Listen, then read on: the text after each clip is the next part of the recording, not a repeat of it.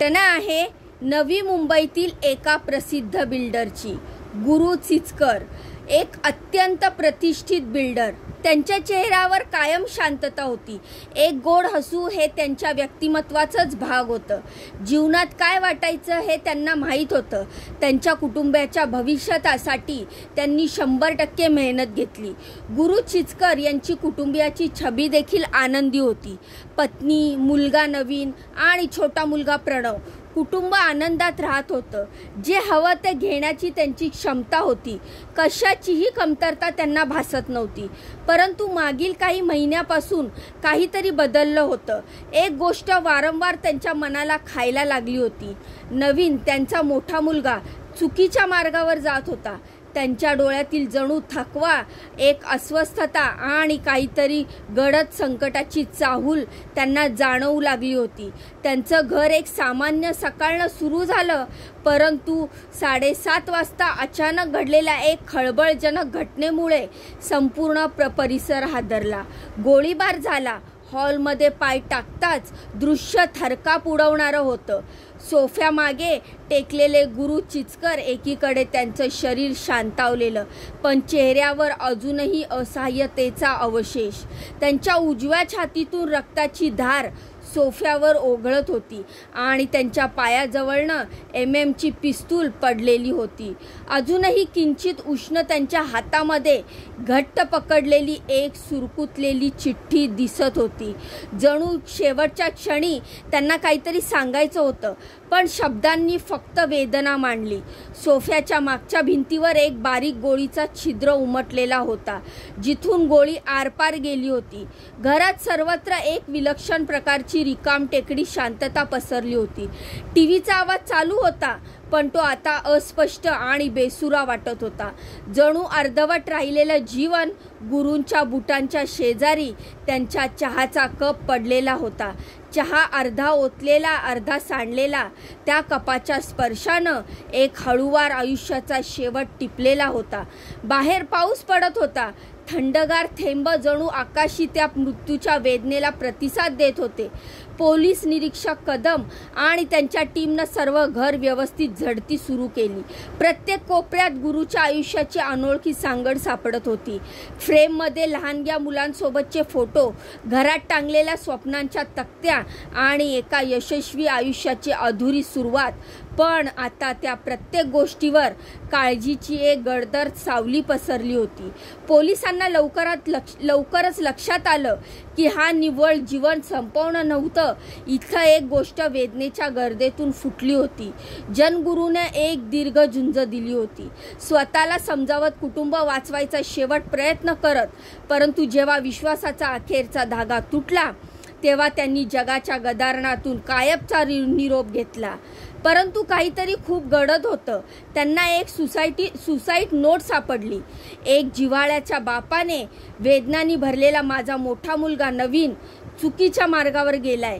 त्याच्याशी सगळे संबंध संपले, परंतु माझ्या लहान मुलाला, प्रणवला थोडक्यात त्रास दिला जात आहे। हे मी सहन करू शकत नाही। माझं कुटुंब मला मागे सोडून जाऊन देते। कृपया मला माफ करा। नवीन चिचकर, एक हुशार मुलगा, प्रवास एकाकी अंधारात हरवला। गुरु चिचकर यांना एक जबरदस्त धसका बसला होता। नवीन मोठा झाला आणि त्याला पैसे मिळवण्याची हव्यास लागली। त्याने चोरी, ड्रग्ज आणि आणखीन अनेक गुन्ह्यामध्ये ओढ घेतला। गुरुना त्याला एकाकी समजावलं, पण नवीन ऐकतच नव्हता।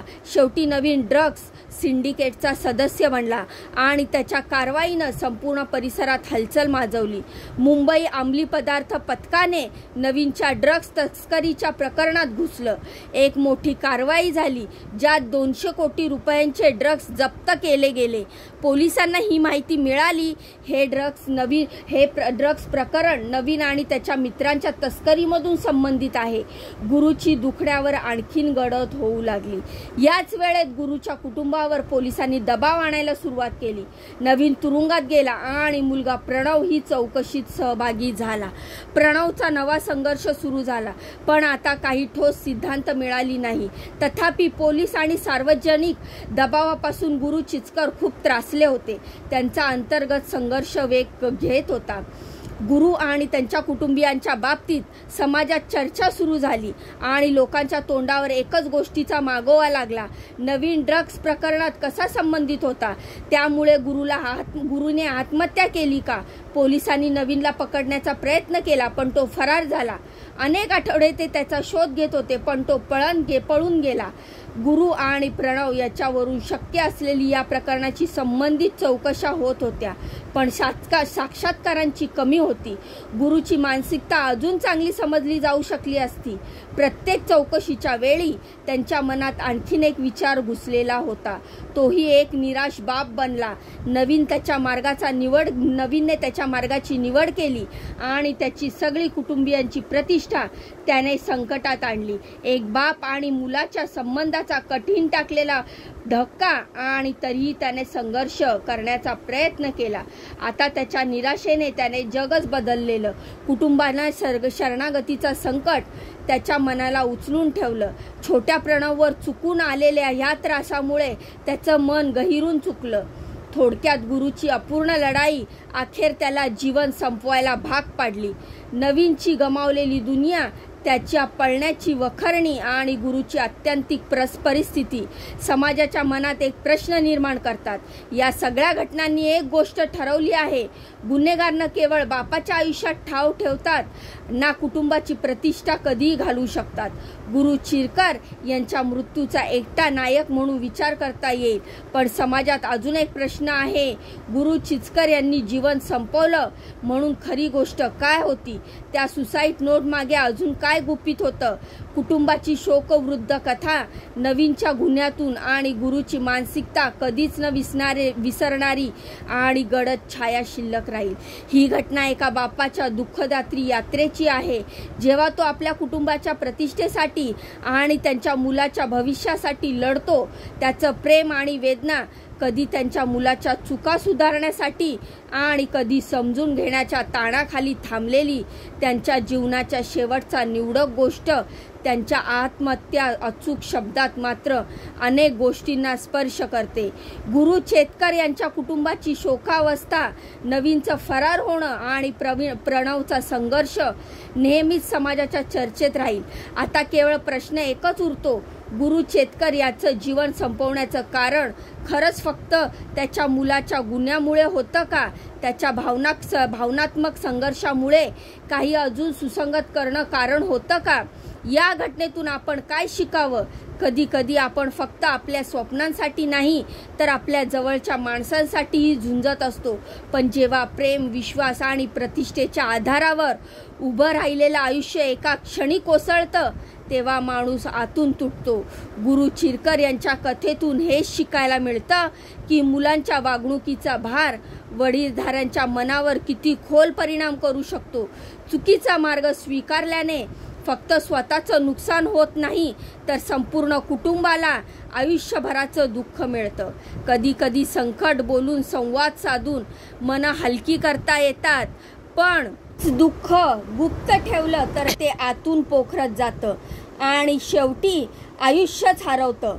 त्यामुळे जेव्हा अडचणी वाढतात तेव्हा शांत बसू नका.